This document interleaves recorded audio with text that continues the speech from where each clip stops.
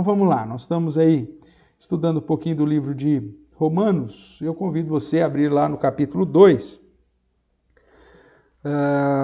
Nós vamos ler aí pelo menos até o verso 16 e depois nós vamos fazendo a leitura conforme formos avançando aqui no estudo, ok? Então, Romanos capítulo 2, do verso 1 até o verso 16. Lembrando que Paulo escreve aqui aos Romanos para se apresentar, né, de uma maneira oficial e manifestar aí a sua crença, o seu conhecimento bíblico, doutrinário, teológico, com vistas a ter o apoio desta igreja para ir visitá-los e depois ser encaminhado por eles para um projeto missionário que visava chegar até a Espanha. Então, toda a carta tem como objetivo comprovar o porquê que Paulo está envolvido com esse projeto, porquê que é necessário falar do evangelho para os gentios e alcançar os lugares mais longínquos. Então, esse é o objetivo. Vamos lá, então. Romanos capítulo 2, espero que você já tenha aberto aí. Eu vou ler aqui do verso 1 até o verso 16, então. Diz assim a palavra do Senhor. Portanto, és indesculpável, ó homem, quando julgas quem quer que sejas, porque no que julgas a outro, a ti mesmo te condenas, pois praticas as próprias coisas que condenas. Bem sabemos que o juízo de Deus é segundo a verdade contra os que praticam tais coisas. Tu, ó homem, que condenas os que praticam tais coisas e fazes as mesmas, pensas que te livrarás do juízo de Deus? Ou desprezas a riqueza da sua bondade, tolerância e longanimidade, ignorando que a bondade de Deus é que te conduz ao arrependimento? Mas segundo a tua dureza e coração impenitente, acumulas contra ti mesmo ira para o dia da ira e da revelação do justo juízo de Deus, que retribuirá a cada um segundo o seu procedimento. A vida eterna aos que, perseverando em fazer o bem, procuram glória, honra e incorruptibilidade, mas ira e indignação aos facciosos que desobedecem à verdade e obedecem à injustiça. Perdão. Tribulação e angústia virão sobre a alma de qualquer homem que faz um mal, ao judeu primeiro e também ao grego. Glória, porém, honra e paz a todo aquele que pratica o bem, ao judeu primeiro, também ao grego. Porque para Deus não há acepção de pessoas. Assim, pois, todos os que pecaram sem lei, também sem lei perecerão. E todos os que com lei pecaram mediante lei serão julgados. Porque os simples ouvidores da lei não são justos diante de Deus, mas os que praticam a lei hão de ser justificados. Quando, pois, os gentios que não têm lei procedem por natureza de conformidade com a lei, não tendo lei, servem eles de lei para si mesmos. Estes mostram a norma da lei gravada no seu coração, testemunhando-lhes também a consciência e os seus pensamentos, mutuamente acusando-se ou defendendo-se, no dia em que Deus, por meio de Cristo Jesus, julgar o segredo dos homens de conformidade com o meu evangelho.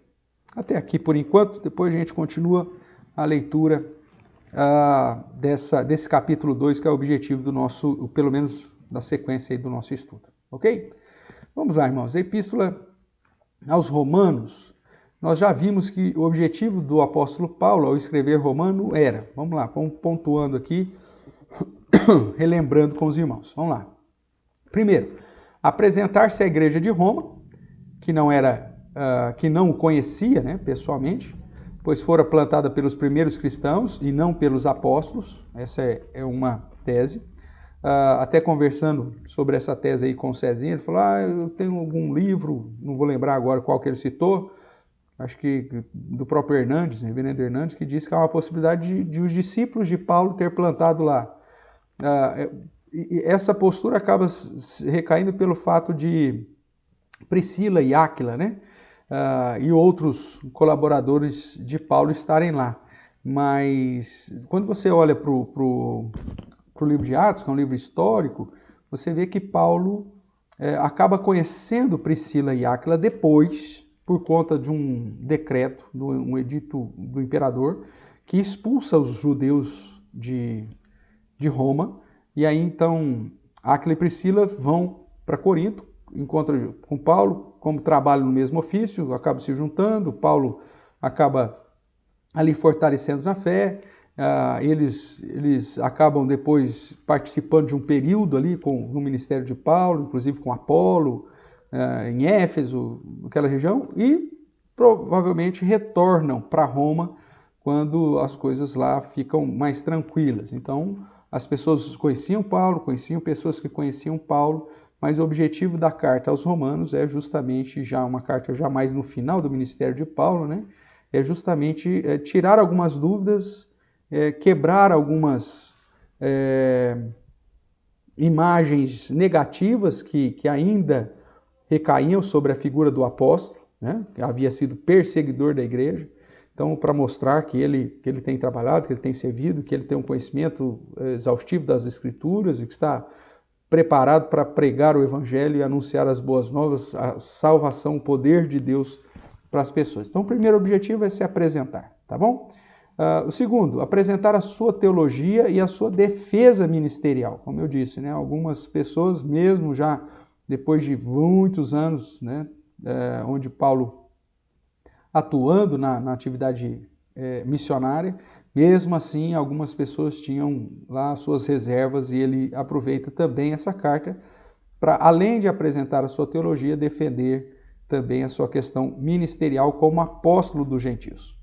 O terceiro motivo aí que nós podemos pontuar é que ele procurava fortalecer a fé dos romanos, né? Paulo demonstrava grande empatia e desejo em servir a igreja de Roma por um tempo. Isso fica muito explícito na carta, quando ele diz: olha, eu gostaria muito, desejo ver-vos, repartir convosco algum dom espiritual para que sejam confirmados. Isso lá no verso 11 do capítulo 1. Quarto motivo aí de Paulo escrever, apresentar e solicitar apoio ao projeto missionário para a Espanha. Nós vimos isso na nossa primeira aula. Olhando mais para o final, para os capítulos final, ele deixa claro então a sua intenção de ir a Roma, permanecer ali e depois, com apoio, inclusive financeiro dessa igreja, ser encaminhado por eles para um projeto missionário que tinha como objetivo chegar até a Espanha. Ok? Vamos lá, resumo aí do capítulo 1. O capítulo 1 trata da apresentação pessoal de Paulo, né, que nós brincamos aí, ou tratamos como se fosse o currículo dele. Ao mesmo tempo mostra as suas bases ministeriais em Cristo, declarando a sua fé em Jesus. O capítulo 1 é um resumo fantástico de cristologia, né, do estudo sobre a pessoa de Cristo como Senhor, como o próprio Deus encarnado, como aquele que ressuscitou e tudo mais, e Paulo deixa isso claro na sua apresentação. Mostra resumidamente a manifestação do apóstolo em visitar a igreja de Roma. Também mostra, de certa forma, trabalhos, atividades, né, como pregador do Evangelho, que, segundo Paulo, é o poder de Deus para a salvação de todos os homens, de todos aqueles, ou de todas as nações, né? Esse é o objetivo. Depois, ainda no capítulo 1, a segunda parte, que é a parte do verso 18 em diante, ele fala da indesculpabilidade dos homens diante da revelação de Deus, ou seja, todos os homens são indesculpáveis por não reconhecerem a Deus, por não darem glória a Deus, por desprezarem a Deus, por não viver segundo o mandamento do Senhor. Então, os homens, por desprezarem Deus e a sua revelação geral, são indesculpáveis.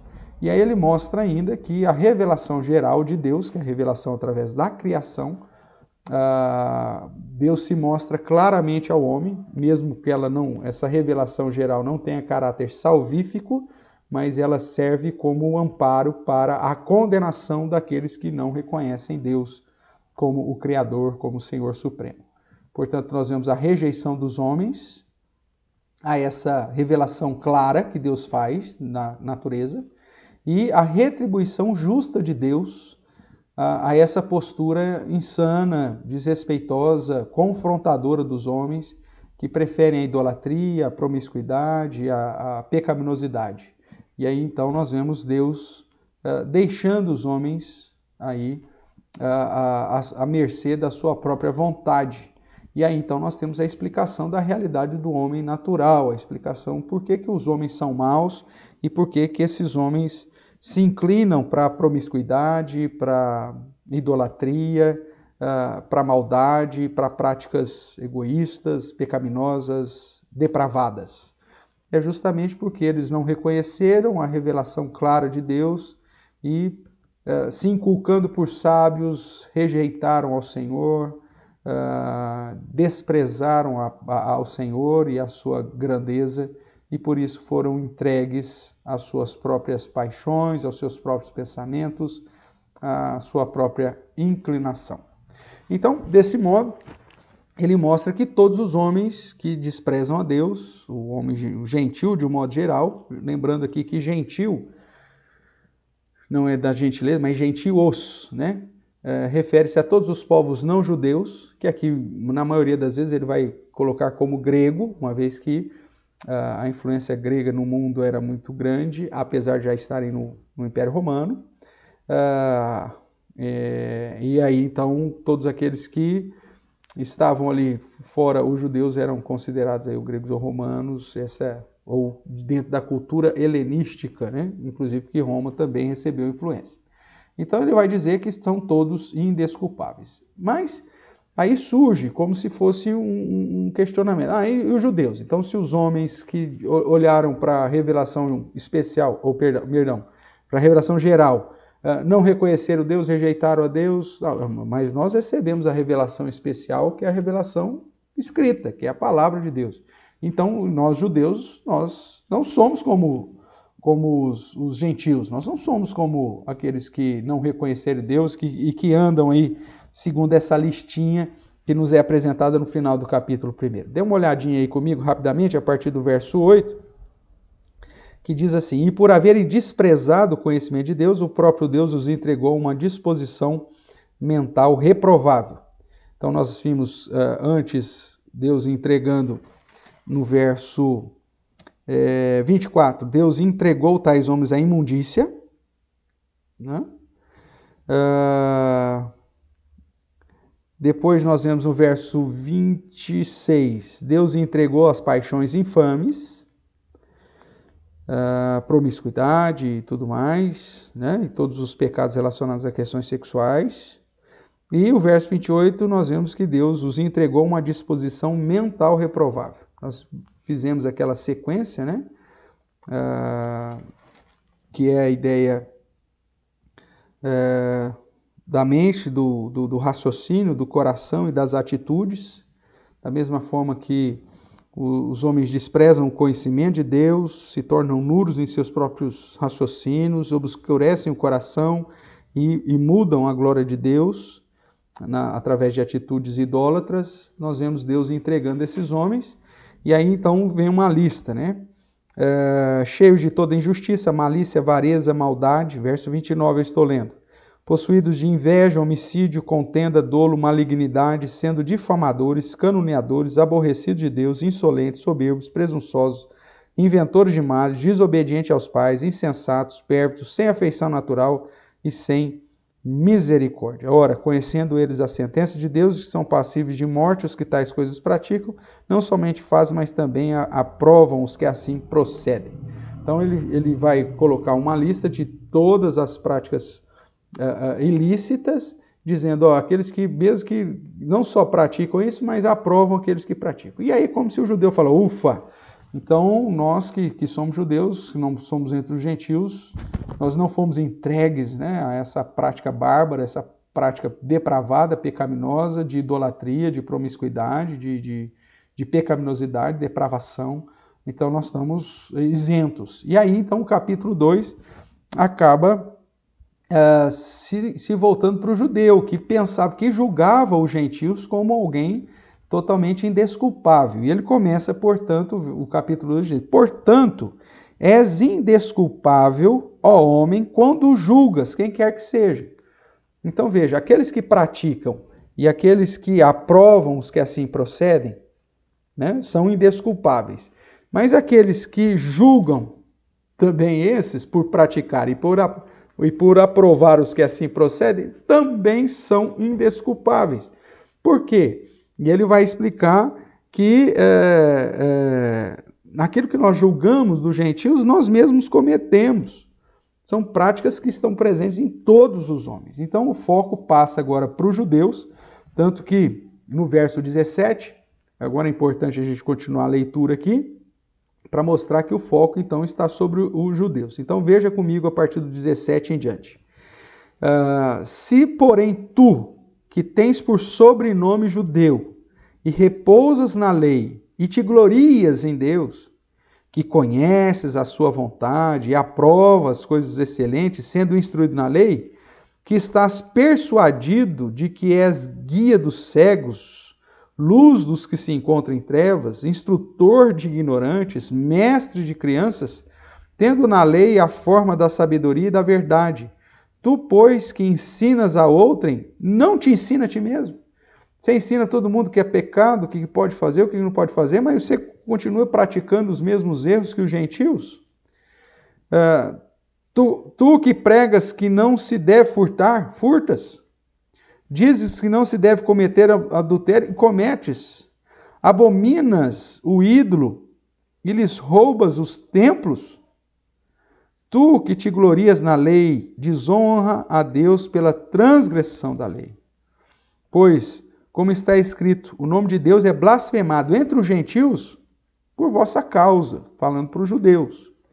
Porque a circuncisão, que é o sinal da aliança, inclusive no Novo Testamento, só que agora com a mudança do sinal, né, que vai para o batismo, porque a circuncisão, que era uma característica do judeu, tem valor se praticares a lei. Se és, porém, transgressor da lei, a tua circuncisão já se tornou incircuncisão. Não adianta você ter o sinal da aliança se você não vive de acordo com essa aliança. E a realidade ou a inclinação do coração do homem é sempre fazer algo contrário à lei, contrário à aliança. Então ele diz, se pois a incircuncisão observa os preceitos da lei, não será ela porventura considerada como circuncisão? Ou seja, se o descrente que não recebeu o sinal, mas se ele andasse, né, na perspectiva de cumprir da lei, isso já não seria suficiente? E se aquele que é incircunciso por natureza cumpre a lei, certamente ele te julgará a ti, que não obstante a letra e a circuncisão, és transgressor da lei. Porque não é judeu quem o é apenas exteriormente, nem a circuncisão a que é somente na carne. Porém, judeu é aquele que é interiormente, e circuncisão a que é do coração, no espírito, não segundo a letra, cujo louvor não procede dos homens, mas de Deus. E aí ele vai entrar no capítulo 3, nós vamos respeitar essa divisão que foi feita aqui, mas, e aí ele vai fazer a seguinte pergunta no início do capítulo 3, qual, pois, é a vantagem do judeu? Ou qual a utilidade da circuncisão? E aí ele vai tratar qual é, mas ele vai mostrar a conclusão, né, de que, verso 9 do capítulo 3, já para adiantar um pouquinho, que se conclui, temos nós qualquer vantagem? Temos nós judeus qualquer vantagem? Paulo está dizendo, não, de forma nenhuma, pois já temos demonstrado que todos, tanto judeus como gregos, sinônimos aqui de todos os outros não judeus ou de outras nacionalidades, estão debaixo do pecado, como está escrito, não há justo, não há nenhum sequer. Então o foco do capítulo 2 é mostrar para o judeu que ele também é indesculpável diante de Deus. Não é porque ele nasceu judeu que ele está em alguma vantagem diante dos demais homens na presença do Senhor. Porque ele peca do mesmo jeito, ele transgride a lei do mesmo jeito. Mesmo ele tendo a lei ou tendo a revelação especial, ele, por sua natureza depravada, vai ferir e vai confrontar essa lei constantemente. Um paralelo interessante é justamente fazer a relação do crente e o descrente hoje. Né? Nós olhamos para os descrentes vivendo na idolatria, vivendo na promiscuidade, nos relacionamentos não naturais, em uma disposição mental totalmente reprovável, com práticas ilícitas e pecaminosas em todos os sentidos, e muitas vezes nós nos colocamos da mesma forma que o judeu aqui. Ainda bem que eu sou crente, então eu não sou como eles.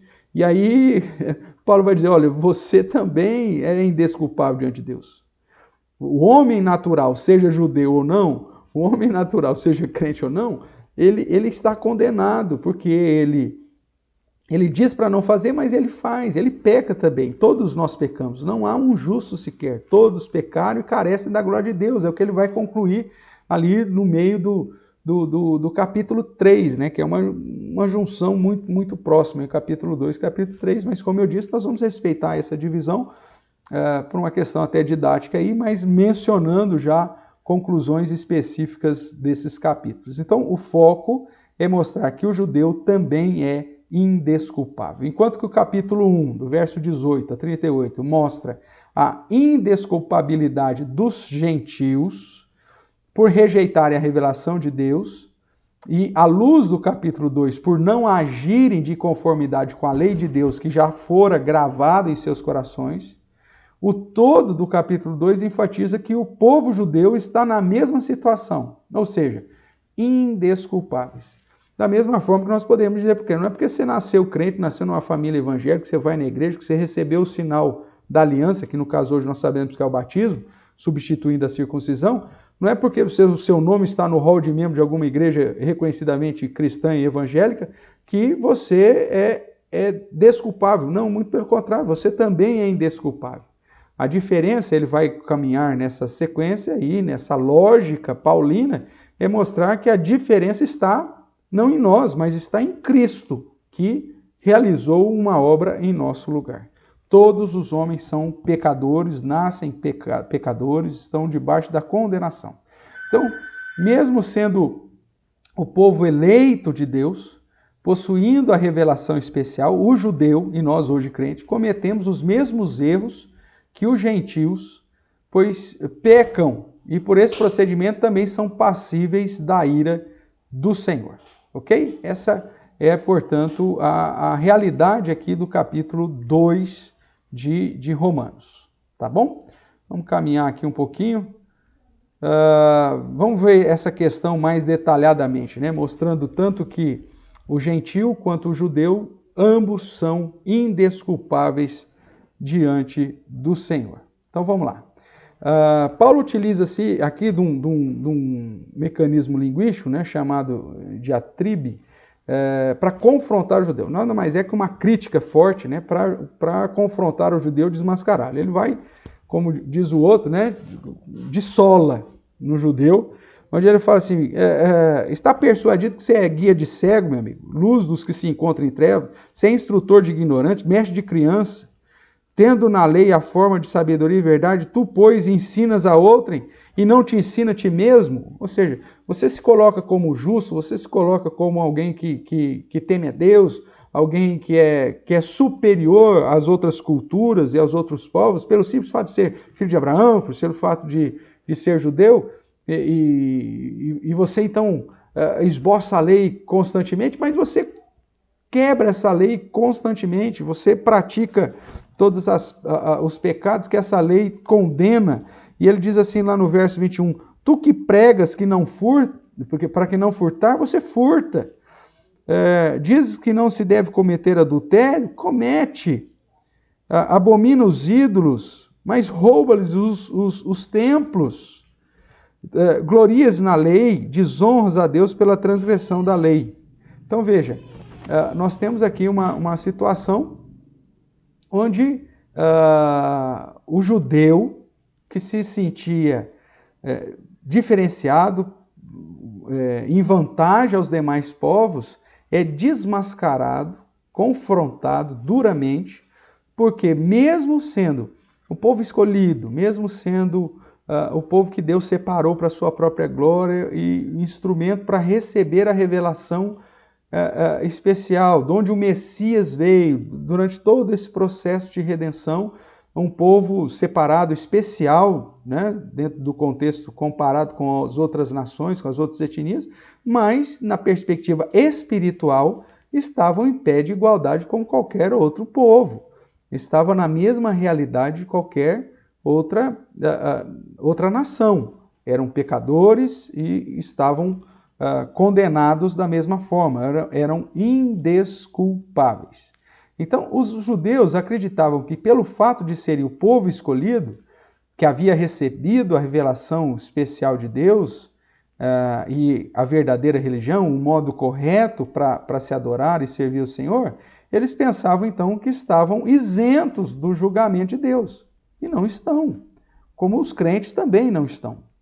Todos nós seremos julgados. O Senhor, o capítulo 2 vai enfatizar essa questão do dia da ira, né? O verso 2 vai dizer assim: bem sabemos que o juízo de Deus é segundo a verdade contra os que praticam tais coisas. E aí ele diz que todo mundo está praticando. Tu, ó homem, que condenas os que praticam tais coisas e fazes as mesmas, pensa que te livrarás do juízo de Deus só porque você é judeu, só porque você é crente, só porque você é membro de alguma igreja evangélica? Você acha que no juízo você não vai ser julgado? Vai. E ele nessa crescente diz, olha, todos os homens serão julgados. A diferença lá, depois que ele vai explicar lá na frente sobre o julgamento, é que em Cristo Jesus nós somos justificados. Mas seremos julgados. Seremos julgados e falou, você é culpado, você é condenado. Só que você recebeu o pagamento da sua dívida. Então, em Cristo será exaltado, não você, né? Então, a ideia é que essa postura de guardar a lei e de andar em práticas de boa obra não é suficiente para nos livrar do julgamento de Deus, e nem pelo fato de sermos judeus e termos a revelação de Deus, estamos isentos desse julgamento de Deus. Outra coisa que o judeu pensava é que a etnia judaica seria tratada de um modo diferente por Deus, né? Como se fosse ter menos vigor nos juízos sobre o judeu do que sobre os outros povos. E muito pelo contrário. Quando você olha para o ministério terreno de Jesus, o próprio Jesus disse que ai de ti, Corazim, ai de ti, Betsaida, porque haverá muito mais rigor no juízo contra vocês do que Sodoma e Gomorra.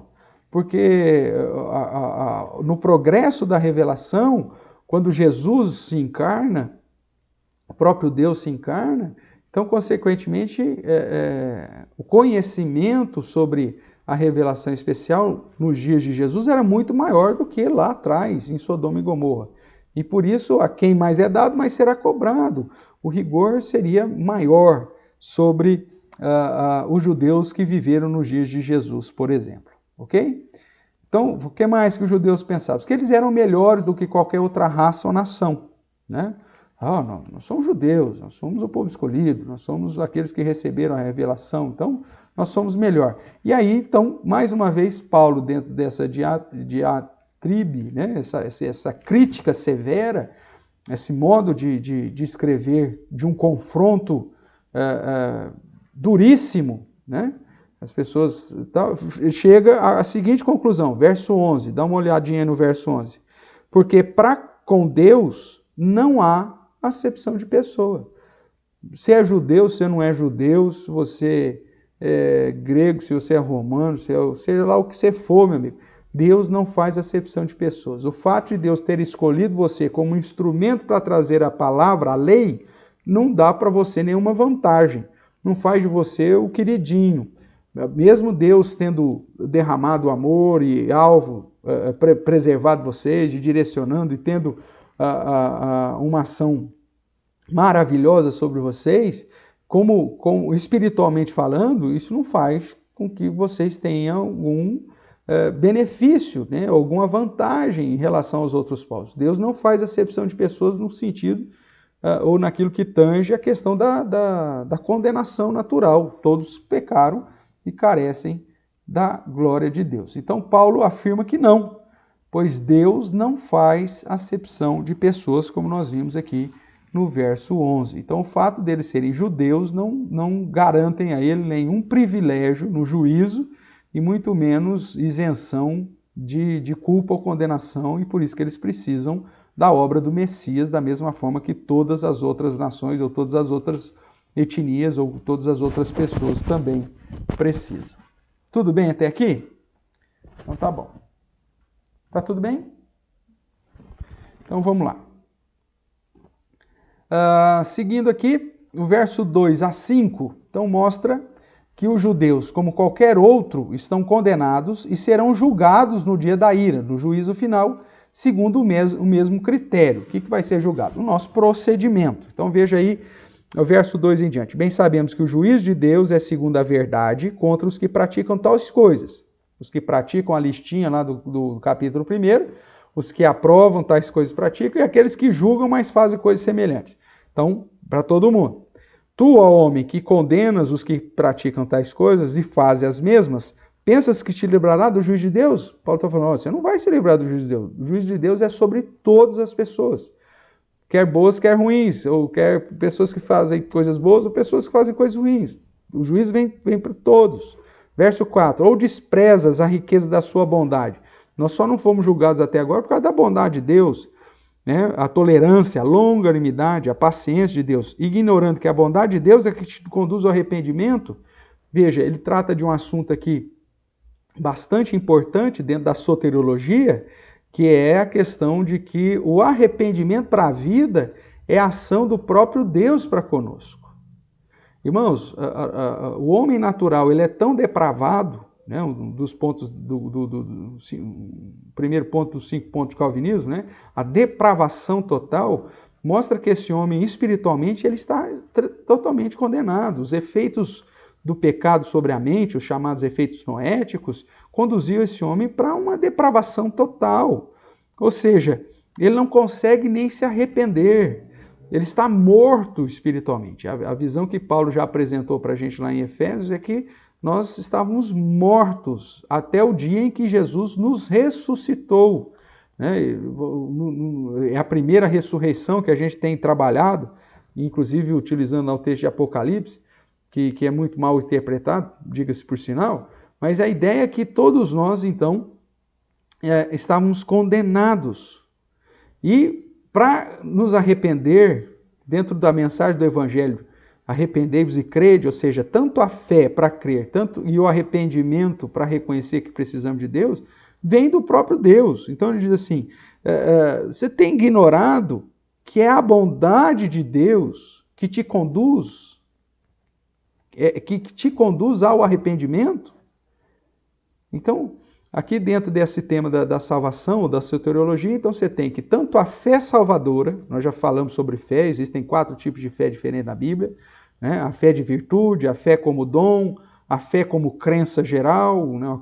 Crença natural, fruto até mesmo desse senso de Deus e da semente de religião gravado no coração de todo mundo. Por isso que nas civilizações, qualquer uma, você vai ver essa questão da fé, da religiosidade, e a fé salvadora, que é a fé que é dada como um presente de Deus.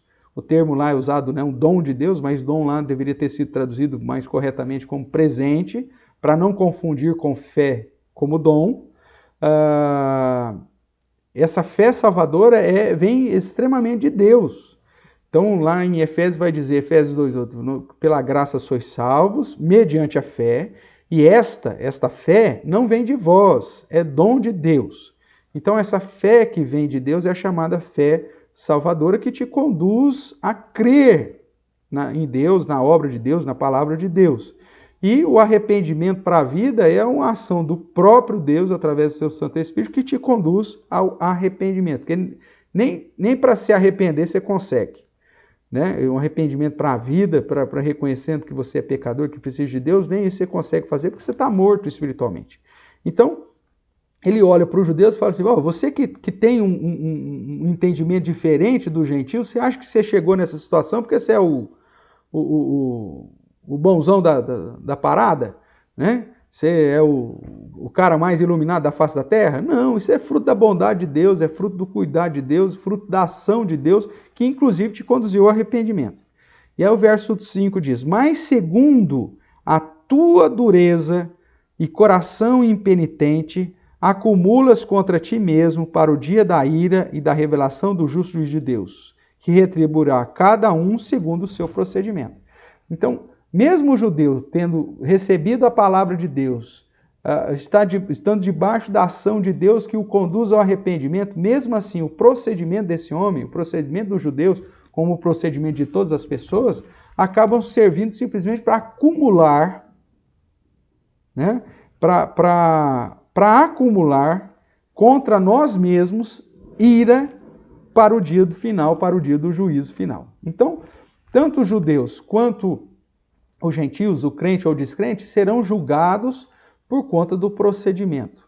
E o nosso procedimento ainda é um procedimento, irmãos, mesmo cientes da fé salvadora, mesmo cientes do arrependimento vindo de Deus, é um procedimento que ainda está inclinado para a parte do pecado. Nós somos libertos da condenação do pecado em Cristo, mas o pecado ainda influencia e por isso que nós pecamos. E isso serve para mostrar que a salvação é fruto da graça de Deus. É isso que Paulo está preparando aqui para bater o martelo daqui a pouco, e mostrando que então ninguém, absolutamente ninguém, tem condição de suprir as necessidades que Deus faz para que alguém seja salvo. Ok? Paulo afirma então que o fato deles terem recebido a lei não garante isenção, né, de guardá-la e nem liberação quando do juízo. E que o procedimento de acordo com a lei servirá para o julgamento. Né? É isso que ele vai na sequência aqui. Então ele diz, o verso 6, que retribuirá cada um segundo o seu procedimento, a vida eterna aos que perseverando em fazer o bem, procuram glória, honra e incorruptibilidade, mas ira e indignação aos facciosos, desobedecem à verdade e não obedecem à justiça. Tribulação e angústia virão sobre a alma de qualquer homem que faz o mal, ao judeu primeiro, também o grego. Fala, olha, a gente não consegue por nós mesmos.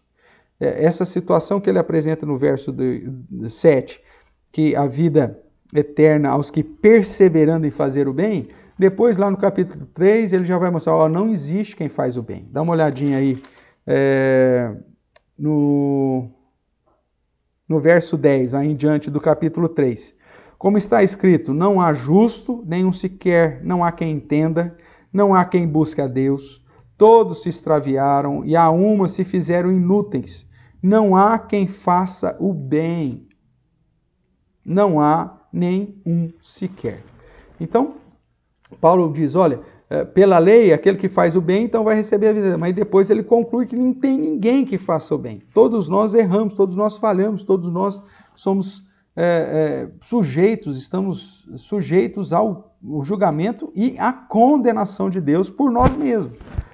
Se somos salvos, essa salvação não está em nós e não vem pelo nosso próprio proceder. Ok? Então, igualmente, os gentios serão julgados conforme a lei. Então, ele vai dizer, o objetivo da lei é justamente te conduzir a entender que você é falho, que você não consegue atingir o padrão de Deus. Tanto o judeu que recebeu a lei de Moisés, vão ser julgados pela lei, quanto os gentios, que mesmo que não tenham a lei de Moisés lá para eles, mas eles têm uma lei que Deus gravou no seu próprio coração, sua própria mente, que ora o acusa, ora o defende e que serve da mesma forma para acumular ira, né, para o dia final. Então, os gentios também serão julgados conforme a lei, porém com aquela lei que fora gravada em seu coração. O capítulo, então, confirma o fato de que não há ninguém que seja desculpável, ou seja, todos são indesculpáveis. Muito pelo contrário, né? Tanto judeus como gregos, que é sinônimo de gentios, como a gente tem falado, são indesculpáveis diante de Deus, sujeitos à condenação, sujeitos ao inferno, se assim você preferir, sujeitos a estar longe de Deus, à morte eterna.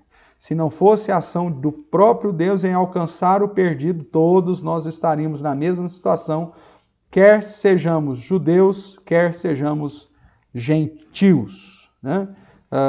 Não há vantagem, portanto, no fato de você ter sobrenome judeu. Verso 17 vai dizer, se porém tu que tens por sobrenome judeu e repousas na lei, te glorias em Deus, você está sujeito à mesma forma, porque o seu procedimento é tão pecaminoso como o procedimento dos gentios.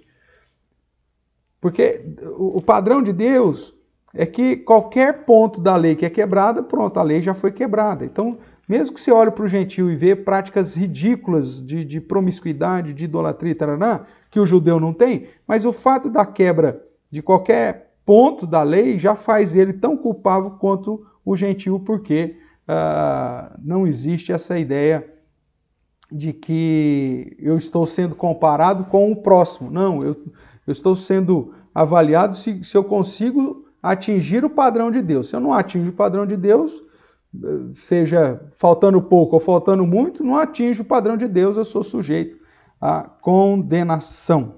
E aí, inclusive, ele diz, aqui do verso 17 ao 24, que por causa dos judeus não conseguirem realmente viver do modo que deveriam, mas estão ensinando uma coisa e vivendo outra, o nome de Deus é blasfemado no meio dos descrentes. Trazendo mais uma vez para essa realidade dos crentes e descrentes, hoje os escândalos no meio daqueles que se dizem cristãos e crentes acabam servindo para que o nome de Deus seja blasfemado entre os ímpios, entre os perversos, entre os descrentes. E serve para mostrar tão somente que somos todos pecadores e miseráveis, condenados e sujeitos à ira e ao juízo e à condenação de Deus. Tudo bem até aqui, irmãos? Vamos dar uma olhadinha aqui. Sim? Então tá bom. Então, vamos caminhar. Qualquer coisa, só colocar aí no chat aí alguma questão. Vamos caminhando aqui no nosso slide, então. Ainda falando, olhando aqui para o capítulo 2, trata também, você vê que há uma repetição nessa questão do juízo de Deus, o dia da ira, o dia final, o justo juízo de Deus, o dia da ira, né? Então, trata desse julgamento escatológico, o dia que foi preparado, onde Deus julgará todos os homens e todas as obras, quer sejam boas, quer sejam más, virão à tona. Então, o dia da ira, o dia da revelação do justo juízo de Deus. Dá uma observada aqui, seguindo aí, ó. Verso 2. Bem sabemos que o juízo de Deus é segundo a verdade contra os que praticam tais coisas. Tu, homem, que condena os que praticam essas coisas e fazem as mesmas, pensa que te livrarás do juízo de Deus? Mais uma vez aqui no verso 3. O verso 5 ele também diz, mas segundo a dureza e coração impenitente, acumulas contra ti mesmo ira para o dia da ira e da revelação do justo juízo de Deus. Então, mais uma vez aqui a ênfase nesse juízo. Verso 6, que retribuirá cada um segundo o seu procedimento, vai ser assim no juízo. E o verso 16 diz, no dia em que Deus, por meio de Cristo Jesus, julgar os segredos dos homens de conformidade com o meu evangelho. Então, essa ideia de mostrar que o gentio está condenado, que o judeu também está no mesmo pé de igualdade e que ambos terão que comparecer diante do juízo, mostra que a ira de Deus então será aplicada sobre todos. Trata da aplicação da ira de Deus sobre o homem hoje também. Veja o verso 9, ó. Tribulação e angústia virão sobre a alma de qualquer homem que faz o mal, ao judeu primeiro e também ao grego, né? E glória, porém, honra e paz todo aquele que pratica o bem, ao judeu primeiro e também ao grego. Isso refere-se tanto para uma situação da era presente, como, obviamente, para a ideia do julgamento escatológico, tá? No verso 12 a 16, então, igualdade dos homens no quesito condenação. Verso 12, assim, pois, todos os que pecaram sem lei, também sem lei perecerão. E todos os que com lei pecaram, mediante a lei serão julgados. Se você teve conhecimento da revelação especial de Deus, da lei de Deus, da palavra de Deus, das Sagradas Escrituras, e não agiu de conformidade com ela, você vai ser julgado de acordo com essa lei. Se você nunca teve conhecimento das Escrituras, nunca ouviu falar da lei de Moisés, nunca viveu aí numa civilização que nunca teve contato com a influência judaico-cristã, você vai ser julgado da mesma forma segundo essa lei, porque essa lei foi gravada no seu coração, gravada na sua mente, demonstrando e indicando o que é certo, o que é errado, por isso que ora a sua mente, ora te acusava, ora te defendia, e, portanto, vai ser julgado e condenado da mesma forma. Então, seja com a lei ou sem a lei, todos os homens são condenados e todos terão que comparecer ao justo juízo de Deus. Do verso 17 até o verso 24, apesar do conhecimento da lei, o judeu ainda peca. É isso que ele fala, ó, você ensina para não furtar, furtas. Você pregas diz para não se deve cometer adultério, comete. Abomina os ídolos, mas rouba-lhes os templos.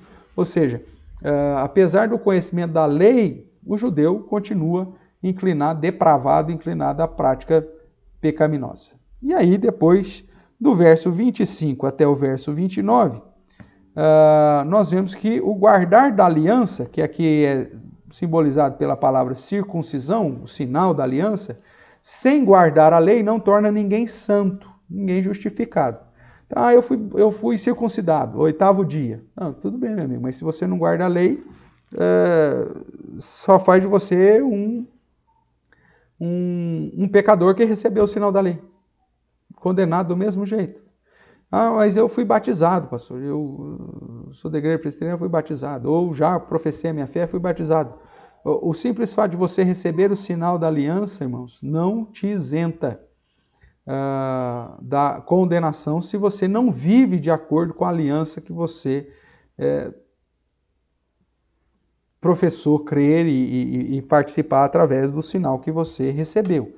Então, os crentes também estão condenados, mas se eles receberam o sinal da aliança e vivem de acordo com esse sinal da aliança, então vai ser aplicado sobre eles a justificação. É isso que Paulo vai tratar mais um pouquinho à frente. Mas o simples fato de ter recebido o sinal da aliança, se isso não traz uma mudança de vida, uma luta constante para viver de modo a glorificar a Deus, isso aí não faz diferença nenhuma. Então, Paulo caminha aqui para uma conclusão inevitável, né? Que ele apresenta de um modo contundente no início do capítulo 3, como já falei. Essa divisão aqui dos capítulos não foi feita por Paulo, isso foi feito posteriormente, e por isso que, então, toda a lógica que é apresentada no capítulo 2 vai, na verdade, ser fundamentada e concluída no capítulo 3, que, como nós já citamos, mostra que todos somos pecadores, né? Que não existe ninguém, nenhum justo sequer, né? E dando uma olhadinha até mais aqui, apesar que vai ser o foco do estudo mais específico a semana que vem, o verso 19 do capítulo 3 em diante vai dizer assim: ora, sabemos que tudo o que a lei diz, aos que vivem na lei o diz, para que se cale toda a boca e todo mundo seja, o que está escrito aí? Culpável perante Deus, visto que ninguém será justificado diante dele por obras da lei, em razão de que pela lei vem o pleno conhecimento do pecado. Então ele vai dizer, nós vamos tratar disso mais para frente, mas a ideia do judeu, temos a lei, tá, mas qual que é o objetivo da lei? O objetivo da lei é dizer para você que você é pecador e que serve para dizer para você, para calar a sua boca, no sentido de pensar que você é alguém, no sentido de pensar que você é melhor que o gentio, no sentido de pensar que pelo simples fato de você ser judeu, você ter a lei, você já ser salvo. Não. O objetivo da lei é para calar a boca de todo mundo, colocar todo mundo em pé de igualdade como culpável diante de Deus. Então, essa é a sequência. Qual que é a lógica de Paulo? Veja, Paulo está escrevendo a Roma, mostrando que deseja ir lá para Roma, ficar ali com Roma, ensinar alguns princípios para eles, e depois ser encaminhado para alcançar os gentios. Então, a ideia é mostrar, olha, o evangelho é o poder de Deus para a salvação, tanto do judeu quanto do grego. O grego ou o gentio está condenado porque eles não receberam a lei, mas tem uma lei gravada no coração e eles vão ser condenados e vão ser julgados da mesma forma. Que o judeu também, porque o judeu, mesmo tendo a lei só serve para calar a boca dele, mostrar que ele é tão pecador como qualquer outra pessoa e que ele é culpável. Logo, a pregação do evangelho, que é o poder de Deus para salvar, tanto o judeu quanto o grego, deve ser anunciado em todos os lugares. Não é porque você é judeu que você não tem que ouvir o evangelho. Não é porque você é gentil que também não precisa. A ideia que Paulo está fundamentando aqui é que todos são culpados, todos carecem de ouvir do evangelho, porque somente através do evangelho é que as pessoas serão alcançadas. Somente através do evangelho as pessoas crerão na obra meritória, vicária, definitiva de Jesus Cristo e receberão a justificação através do sangue de Cristo derramado.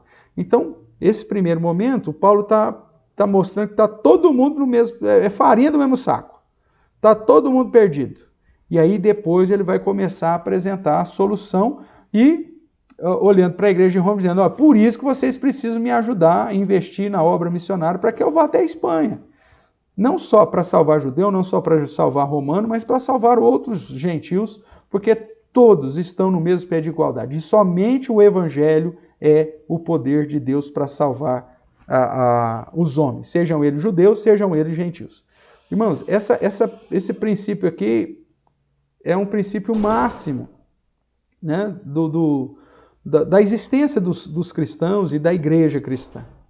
Evangelizar, falar do amor de Deus. O único modo de você mudar a cosmovisão das pessoas, sejam judeus, sejam gentios, é através da pregação do evangelho. É através do anunciar do poder de Deus para salvar o perdido. Então, conversávamos há pouco, né, esses dias aí, lá no mutirão ainda, com os meninos que estavam lá conosco. Nós não fomos chamados para mudar a perspectiva de mundo das pessoas nas questões políticas, questões ideológicas. Nossa briga não é essa. Nós somos chamados para fazer discípulos, nós somos chamados para pregar o evangelho, para anunciar o evangelho da salvação a toda criatura. Se você quer mudar a cabeça de alguém, se você quer mudar a visão de mundo de alguém, a cosmovisão de alguém, se você quer mudar a ideologia que essa pessoa segue, se você quer mudar a inclinação política dela, e qualquer outra coisa, isso não vai acontecer por meio de argumentações, de confrontos ou direcionamentos filosóficos, ideológicos. Só tem um jeito de mudar o coração das pessoas, apresentando o Evangelho de Cristo Jesus. A partir do momento que você apresenta o Evangelho, que é o poder de Deus para a salvação, não só na mudança espiritual, da realidade espiritual, mas também da questão moral, da questão ética, da inclinação ideológica, do viés político, vai ser transformado, vai ser mudado a visão das Escrituras, a visão da palavra. Muitas vezes nós queremos mudar o mundo e nos esquecemos do maior poder que Deus nos deu, que é o Evangelho, que é a pregação do Evangelho. Paulo está falando isso de uma maneira clara aqui nos primeiros capítulos. Só existe um meio de mudar a prática idólatra, só existe um meio de mudar a prática promíscua, só existe um meio de mudar a prática pecaminosa, de diminuir a maldade dos homens neste mundo tenebroso, nesse mundo terrível. Só existe um meio que é possível através da pregação do Evangelho, salvação de Deus. O Evangelho é a salvação, é o poder de Deus. Veja aí Romanos capítulo 1, verso 16. Porque não me envergonho do Evangelho, porque o Evangelho é o poder de Deus para a salvação de todo aquele que crê. Primeiro do judeu, também do grego. Visto que a justiça de Deus se revela no Evangelho de fé em fé, como está escrito, o justo virá por fé. A mudança que nós precisamos, irmãos, dentro da questão dos conflitos familiares, dentro da relação interpessoal, dentro dos conflitos ideológicos, dentro da visão política, seja nos relacionamentos dentro do trabalho, só existe um modo que prevê uma possível mudança. É a pregação do Evangelho. A partir do momento que você prega o verdadeiro Evangelho, você tem uma mudança de cosmovisão. O problema é que a igreja, ela deixou esse poder de lado. Ela procurou, através da experiência, né, em práticas puramente de vaidade espiritual, onde o cara quer mostrar que é mais espiritual que o outro, em práticas pautadas na experiência e não nas escrituras. Você vê a igreja tolerando ideologias e posturas filosóficas para não confrontar. E aí, o que ela faz? Guarda o evangelho numa gaveta. E aí, então, ela vai para uma perspectiva do politicamente correto, ela não confronta como Paulo faz aqui com os judeus, ela começa a aceitar e começa a pregar algo que é diferente do evangelho de Cristo. E aí não muda as pessoas vêm para a igreja e elas se tornam sócias de um grupo, né? E elas frequentam esse grupo porque é agradável, as pessoas são agradáveis, as atividades parecem ser atividades de bons costumes, mas não são confrontadas pelo arrependimento que o Evangelho produz, pelo confronto que o Evangelho produz, para demonstração clara de que essas pessoas são pecadoras. Não é porque você é judeu ou porque você é crente que você não é pecador, porque você ensina uma coisa, mas faz errado do mesmo jeito. Não é porque você tem sobrenome judeu ou porque você nasceu na família presbiteriana ou você está na igreja evangélica há gerações, que faz de você alguém que está isento da condenação ou faz de você alguém que está isento da inclinação pecaminosa. Então, só existe uma solução para esse mundo, Paulo está dizendo. Tanto para o judeu quanto para o grego, tanto para o judeu quanto para qualquer outra pessoa. Pregar o evangelho, que é o poder de Deus para salvar, que é o poder de Deus para mudar a cosmovisão, que é o poder de Deus para conduzir as práticas das boas obras, que é para conduzir o homem a ser libertado da idolatria, para ser libertado da promiscuidade, da inclinação promíscua, pecaminosa, da maldade do coração humano que quando entrega a si mesmo, produz toda sorte de maldades e pecaminosidades. Somente o Evangelho é a solução. Nós vemos durante o ministério terreno de Jesus, né, até mesmo falando sobre os endemoniados, aqueles que estão sob influência específica de Satanás e dos seus demônios,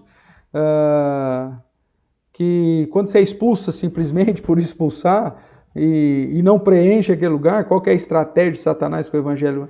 Ele vai, depois de rodear lá o deserto, ele volta, vê a casa vazia, e ele volta e aquela situação se torna 7 vezes pior.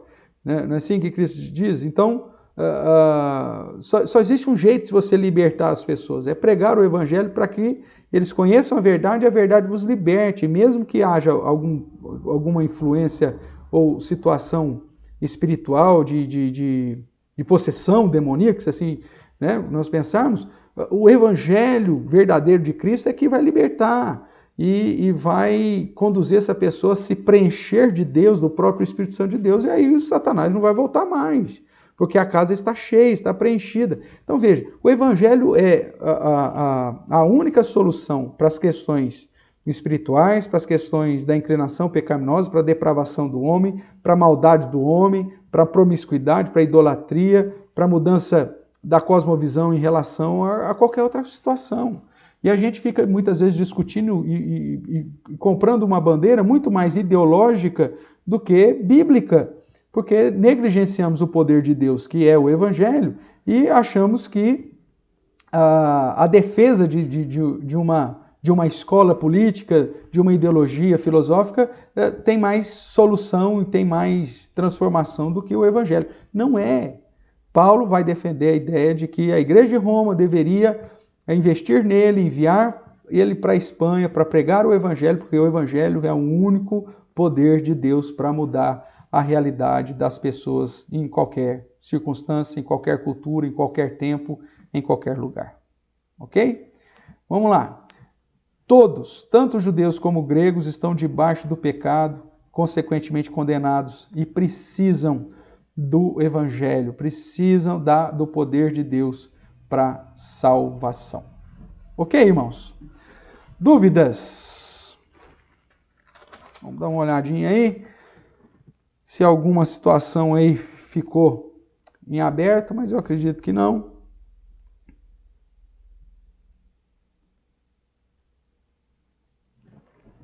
Mostrando aí então a realidade que, fechando o capítulo 2, que tanto o judeu quanto os gentios estão condenados, estão mortos, né? Carentes do Senhor. Vamos lá, chegou aí a pergunta do César. Pastor, podemos afirmar que o amor situacionista também é um veneno para o verdadeiro evangelho? Qualquer distorção da visão bíblica, César, é um veneno para o verdadeiro evangelho. Na verdade, ou você prega o evangelho todo, a todo homem, em todo tempo, de uma maneira clara, o evangelho todo, ou você vai estar pregando um evangelho falso, né? Qualquer evangelho que se tire um pedaço, já não é o evangelho. O que Jesus fala lá em Mateus 28? Né? Quando dá a grande comissão para os seus apóstolos e no ciclo aí, consequentemente, para nós. Ele diz, ensinando a guardar todas as coisas que vos tenho ordenado. Não é só uma parte que interessa. E não com mudança. Né? Nós temos exortações em várias passagens de fidelidade à pregação e não de transformar o ensino. Né? Nem acrescentar e nem retirar. Então, qualquer pregação, né, que mude uma prática revelada nas Escrituras, ou que faz com que tal prática ou tal virtude, no caso o amor, seja aplicada de uma maneira diferente como aquela que é ensinada na Bíblia como um todo, eu já estou ficando aquém ou indo além das Escrituras. Se eu estou indo aquém ou ficando aquém do Evangelho, isso já é um veneno, como você usou aí, para o verdadeiro evangelho, porque o adultera, muda, né, aquilo que realmente é. Então você prega o evangelho todo, ensinando todas as coisas, todos os dias, até a consumação dos séculos, a todo homem, em todos os lugares. Por isso, ide, portanto, fazer discípulos em todos os lugares, ensinando a guardar todas as coisas. Essa repetição do todos, ide por todo mundo, batizando em nome do Pai, do Filho e do Espírito Santo, e ensinando a guardar todas as coisas, toda a autoridade me foi dada no céu e na terra. Toda essa ênfase mostra essa ideia da completude, da necessidade de se apresentar o Evangelho como um todo. Se você apresenta só uma parte que interessa para determinadas pessoas, você está apresentando um falso Evangelho. Ok? A nossa irmã Heloísa, né? Vamos comparar, Deus é maravilhoso e justo, mas sua lei é muito exigente também. Na verdade, esse é o objetivo da lei mesmo, Heloísa. É ser exigente e mostrar, olha, ninguém consegue alcançar os céus cumprindo a lei. É aquilo que nós lemos aqui em Romanos, capítulo 3, né? Que o objetivo da lei é para calar a boca de todo mundo. Eu sou bonzinho. Aí a lei fala, não, se você errou isso aqui, você já é tão ruim como qualquer outro. Então, a lei realmente é exigente e tinha que ser exigente para mostrar que a salvação não é por obras, mas a salvação é graça de Deus.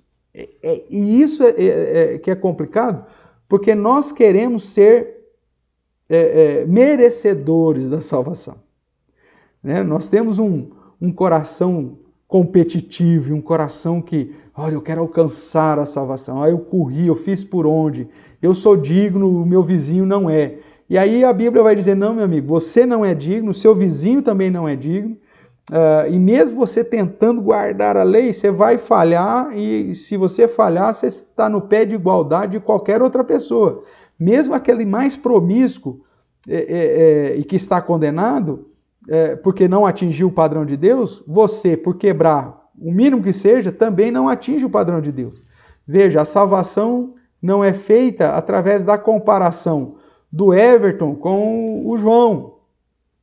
O Everton errou menos que o João. Então o Everton vai ser salvo, o João não. Não. Se o Everton errou, por menor que seja, ele é tão condenado quanto o João, que viveu uma vida totalmente longe do padrão de Deus, longe da lei de Deus e falhando constantemente. Porque a salvação está pautada em atingir o padrão de Deus. Quando nós não conseguimos atingir o padrão de Deus, então todos nós estamos condenados. Então, biblicamente falando, as pessoas nascem condenadas, elas já nascem, né, julgadas, condenadas, ou como eu tenho dito, já nascem no inferno. Se Deus fosse aplicar a sua justiça sobre todos nós, todos estaríamos perdidos e condenados. Só que aí Paulo vai mostrar, olha, existe uma solução. Essa solução não está em nós mesmos, essa solução não está em nossos méritos, essa solução não está no fato de não pecar, porque a gente não consegue, mas está no fato de que alguém conseguiu e pagou um alto preço, e agora ele aplica isso sobre a vida daqueles que ele separou para a sua própria glória, que ele chama para servi-lo, né? Então, tudo para mostrar que a salvação não é para a glória humana, mas é para gloriar, para a glória do próprio Deus. Para a gente já caminhar para o final, irmãos, vamos fazer aqui um paralelo com 1 Coríntios. Ande aí com o livro na carta aos Romanos, aí você vai chegar lá em Coríntios. E aí, Coríntios, capítulo 1, vai falar que a mensagem da cruz é loucura, né?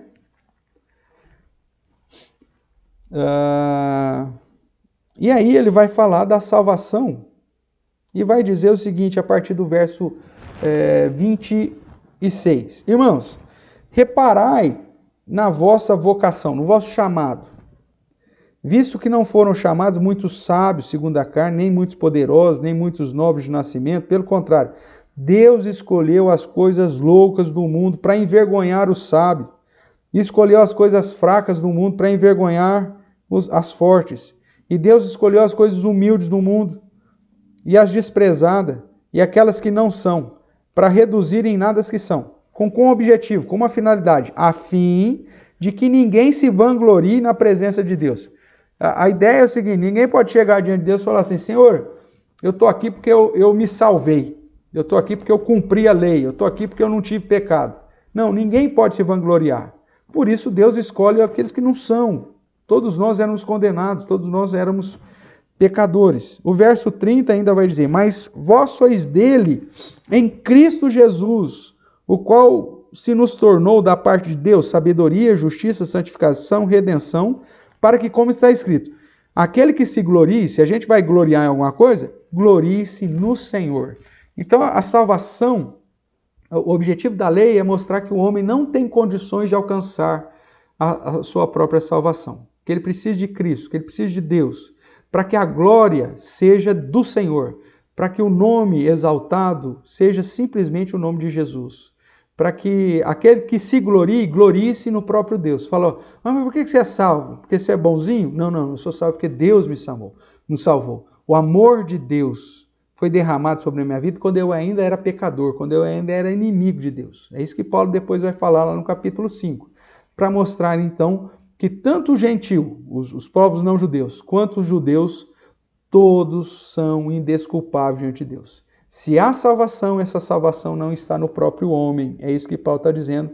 E por isso a necessidade da pregação do Evangelho, e por isso a necessidade de enviar missionários, e a necessidade da igreja organizada para instituir todo esse mecanismo.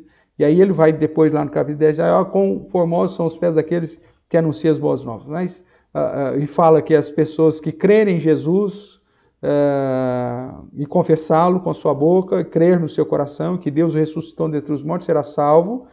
Mas como poderão crer se não há quem pregue? Como pregarão se não há quem envie? Né? E essa é a sequência para enfatizar a ideia de que a igreja de Roma poderia sim ser um instrumento nas mãos de Deus para abençoar o apóstolo Paulo e enviá-lo como missionário até a Espanha para pregar o poder de Deus para a salvação, o Evangelho. Tá certo, irmãos? Então, não confie nos seus próprios esforços, mas confie nos méritos de Cristo. É lógico que isso, Paulo depois vai dizer mais à frente, que o fato de saber que somos pecadores e que nunca vamos satisfazer a lei, isso então, já que eu não vou dar conta, então eu vou viver de qualquer jeito e vou viver no pecado? Aí Paulo fala, de modo nenhum. De jeito nenhum. Você vai continuar lutando, buscando glorificar a Deus, glorificar o Senhor, lutando contra a parte pecaminosa, buscando santidade, buscando comunhão com Deus, tal, mas ciente de que essa verdadeira comunhão e a promessa da vida eterna só é possível através daquilo que Deus fez por você.